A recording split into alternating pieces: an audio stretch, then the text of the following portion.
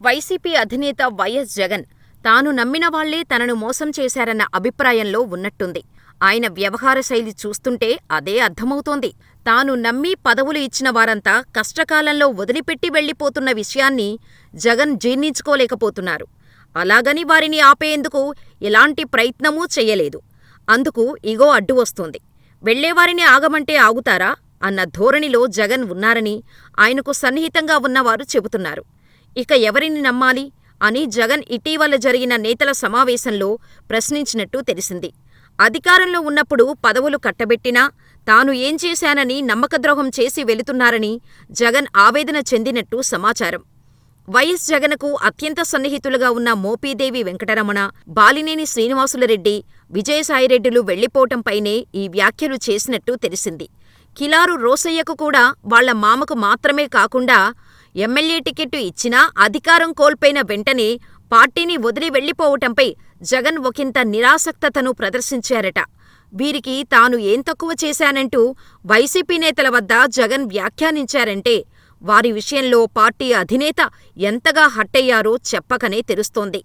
కొందరు పదవులు ఇవ్వకపోయినా పార్టీని వదిలి వెళ్లలేదని, అలాంటి వారికి మాత్రం అధికారంలోకి వచ్చిన తర్వాత అందలం ఎక్కించడం గ్యారంటీ అని కూడా చెబుతున్నారట.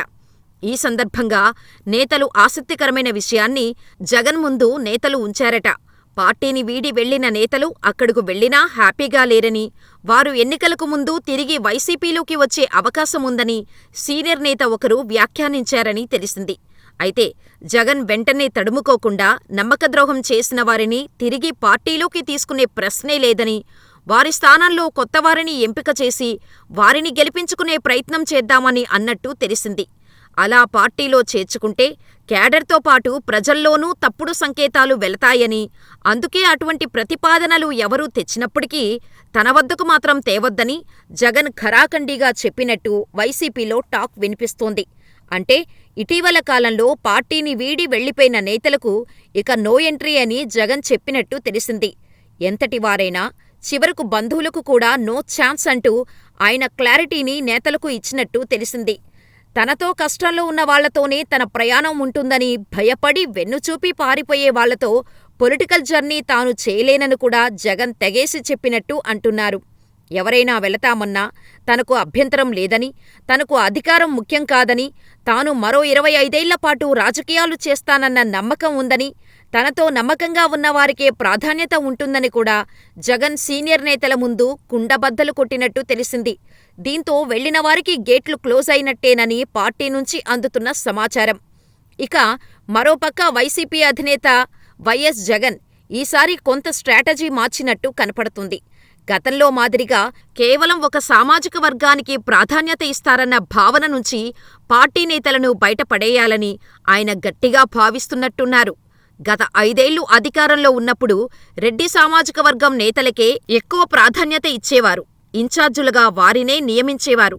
అంతేకాదు 3 ప్రాంతాల రీజనల్ ఇన్ఛార్జీలు కూడా రెడ్డి సామాజిక వర్గం నేతలే. పదవుల్లో నా ఎస్టీ, నా ఎస్సీ, నా బీసీ అని నినాదం చేస్తున్నా ముఖ్యమైన పదవుల్లో ఎక్కువగా రెడ్డి సామాజిక వర్గం నేతలకే ఇవ్వటం విమర్శలకు తావిచ్చింది. గత ఎన్నికల్లో బీసీ ఓటు బ్యాంకు కూడా దూరమైందన్న భావనలో ఉన్నారు. అత్యధిక ఓటర్లున్న కాపులను ఆకట్టుకునేందుకు జగన్ ప్రయత్నిస్తున్నారు. అందుకే ఈసారి ఓటమి తర్వాత ఆయనలో కొంత మార్పు కనిపిస్తున్నట్టుంది. శాసనమండలిలో పార్టీపక్ష నేతగా బొత్స సత్యనారాయణను నియమించి కాపులకు ప్రాధాన్యం ఇవ్వటంతో ఒకింత మార్పు వచ్చిందని అంటున్నారు. ఇక కీలకమైన పదవుల్లో కూడా కాపులను నియమిస్తున్నారు.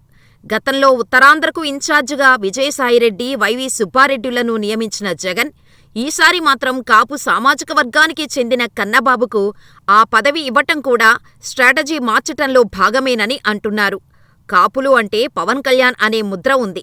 దాని నుంచి బయటపడవేయటానికి జగన్ ఈ రకమైన నిర్ణయాలను తీసుకుంటున్నట్టు కనపడుతోంది.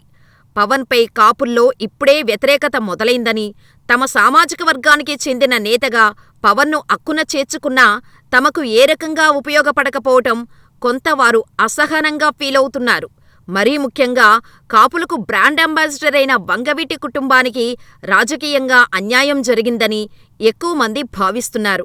వంగవీటి రాధ అంత కష్టపడినా కనీసం ఎమ్మెల్సీ, రాజ్యసభ పదవి ఇవ్వలేదన్న భావనతో కాపు సామాజిక వర్గంలో ఒకింత అసంతృప్తి ఉంది. ఇది వచ్చే కాలం మరింత పెద్దది కానుంది. కాపులంటే పవన్ వెంట నడిచేవారు మాత్రమే కాదని, కాపు సంఘాల నేతలు కూడా ఉన్నారని గుర్తుంచుకోవాలని సోషల్ మీడియాలో పోస్టులు కనిపిస్తున్నాయి. ఈ నేపథ్యంలోనే జగన్ వారికి ప్రాధాన్యత ఇస్తున్నట్టు కనిపిస్తోంది. ఇక తూర్పుగోదావరి జిల్లాలోని కాపుల్లో ఒక రకమైన అభద్రతాభావం మొదలైంది. కూటమి ప్రభుత్వంలో తమకు అన్యాయం జరుగుతుందని వారు భావిస్తున్నారు. టీడీపీలో ఉండే కాపు సామాజిక వర్గం నేతలే బాహటంగా విమర్శలకు దిగుతున్నారు.